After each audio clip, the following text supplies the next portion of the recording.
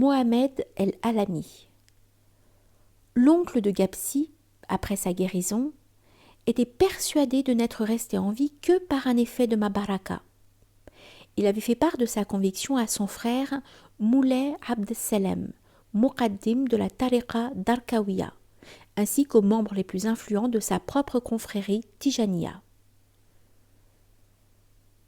Il s'acquittait par ses propos élogieux d'une dette qu'il pensait avoir envers moi, ce qui m'avait conféré en début de notoriété et valu des invitations de plus en plus nombreuses à des dîners suivis de modakara.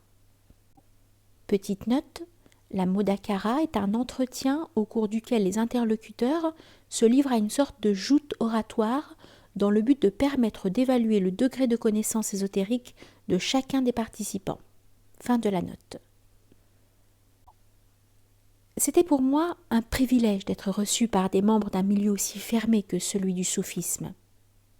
Je rencontrai un matin Moulay Abd Salam à Bab Marrakech. Il était accompagné d'un personnage dont la noblesse éminente éclatait dans son apparence comme une lumière projetée d'un foyer intérieur. Il était la figure idéale représentant les perfections physiques, humaines et spirituelles. Sa présence inspirait l'admiration, le respect et le réconfort d'une bénédiction.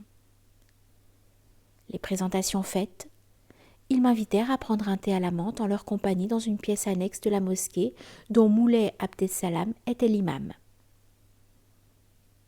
Le premier sujet de la conversation fut Gapsi, naturellement. Mais je ne pus donner de ses nouvelles, n'en ayant pas encore reçu.